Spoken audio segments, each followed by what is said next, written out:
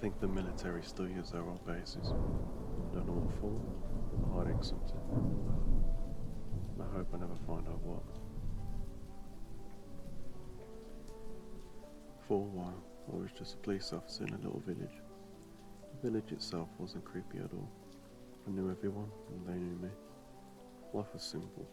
As I was coming up to 30, I had a house, and whilst I was single, enjoyed the company of a few colleagues and occasional visits from school friends. I was happy with my lot in life. I work in Caution, in the southwest of the UK. Caution really doesn't have much going for it. It's a new military base, a mile or so out. That's about it. Occasionally we'll be assigned to patrol the roads around the new military base. Not so much as to arrest people breaking in, but more to stop people barking around, or to stop people fly tipping, or the most interesting job. But yesterday, I was assigned to the old base. I thought it was funny at the time. The base had been out of action for 30 or so years. A huge monolithic structure that was made out of drab concrete. It wasn't being used for anything, it just stood there in the countryside, empty. I was assigned to sit in a small booth outside the main gate and guard it all night. It didn't seem too hard, in fact, it seemed pretty easy. The shift was 10 until 5 the next morning, and so in the day I had time to do a little research. A quick Google search shows that the base was shut down sometime in the 80s. Further research showed that it was built as a type of nuclear building. It was designed to house a huge underground city. It was labyrinthine, with a main control room and hundreds of smaller corridors running off to create a living environment. I was convinced that I was working there to prevent people breaking in. Free parties, if you don't know, are a phenomenon in the UK, whereby younger teenagers take as many drugs as possible, find an abandoned warehouse, and play music until the early hours. There was a huge free party scene in the southwest. I assumed I was preventing people from breaking in and taking as many narcotics as they could funnel up their noses. It seemed logical at the time. I was to prevent anyone from abusing government property. There was something off about my job. It could be done by regular patrols, and the offer was disclosed with a confidential stamp, as I needed to discuss the job with members of the police force. I was to work there for 5 days, in a tiny booth just outside the large metal doors that led down a ramp into the main room, or I assumed so from the outside structure of the place. The doors were safety programmed, made so that they could be unlocked from both the inside and the outside, to prevent builders, whilst constructing the complex, from getting locked inside. The booth was just big enough for me, my laptop and some books. It had glass windows that would gradually fog up as I watched the roads ahead. Every couple of hours or so, I was to walk on patrol around the grounds.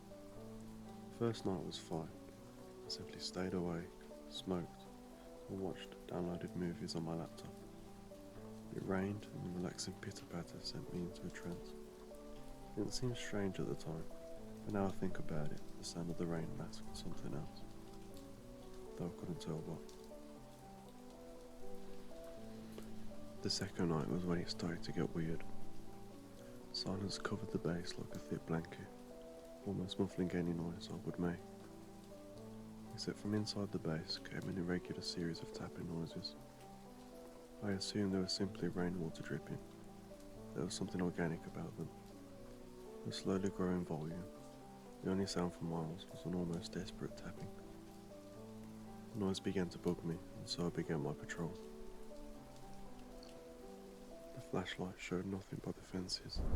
Put my hand to the concrete, it was dry.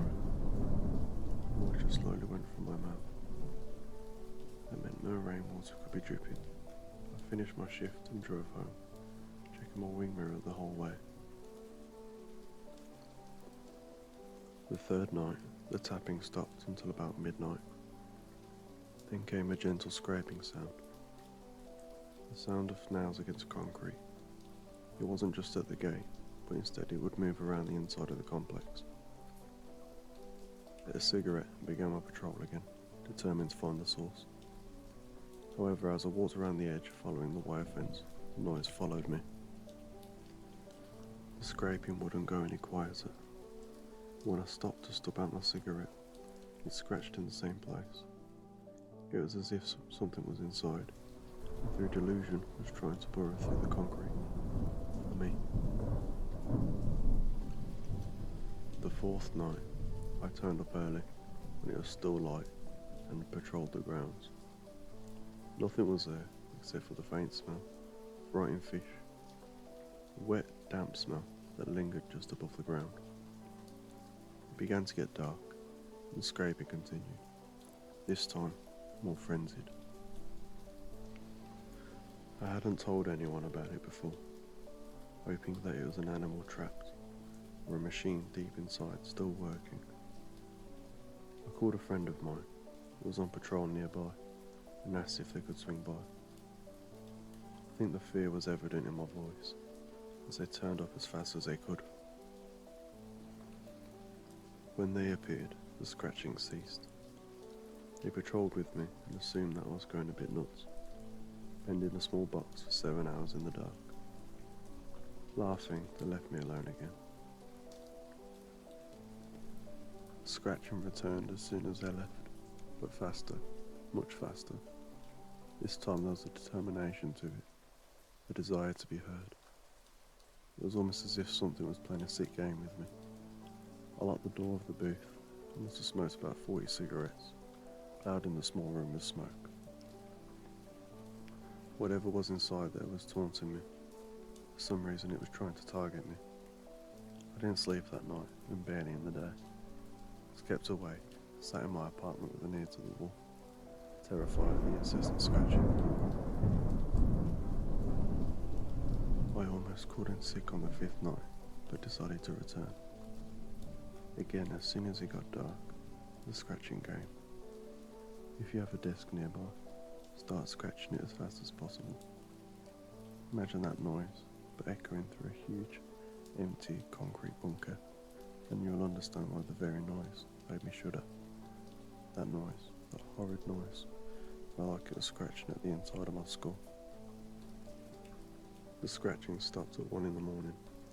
It fell silent, and I had to push my face against the window to see whether the gates were open. They were tight shut from what I could see. If I could hear my own breath getting louder and louder, it almost echoed. In fact, I was convinced it did. And when I leant back into my chair, the windows were steamed up. I used to cuff on my sleeve to rub the steam off, but it didn't work. Puzzled, I tried again, rapidly rubbing my sleeve to clear any moisture from the window. Again, the steam stayed. My heart skipped a beat. The steam wasn't from inside the booth. Something had been looking in, right at me. Something had left its breath condensed against my booth. Terrified, I inhaled and realised I'd been holding my breath. I'd been holding my breath.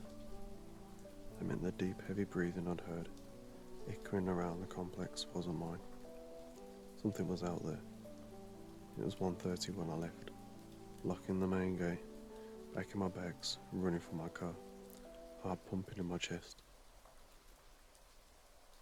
Half-heartedly I convinced myself I'd been hearing myself breathe, and that the mist on the window was merely a coincidence. I'd almost convinced myself something wasn't right with the story in my head. In fact, something was very, very wrong. I arrived home safely, bursting into my house and turning on every light I could find. There was this niggling thought that something was wrong, and although I lay in bed, I couldn't quite work out what it was. When I figured it out and sat bolt upright and screamed, I screamed and I screamed, shaking with spittle flying from my lips.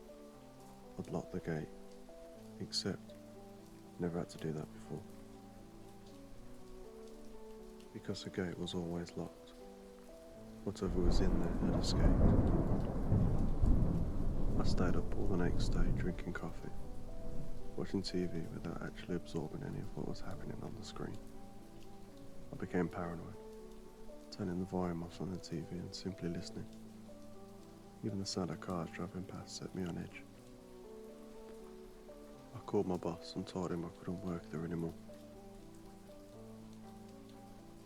He didn't sound surprised at all, and instead told me patrols would be taken over by someone else. The tone haunted his voice. It wasn't quite fear, but the quick breaths in between his words suggested something was up. Or I was paranoid. I've never really had faith in my own judgment, an odd quality for a police officer, but I'm usually able to convince myself that I've simply misunderstood. As I hung up and put the phone down next to me, the sun began to set.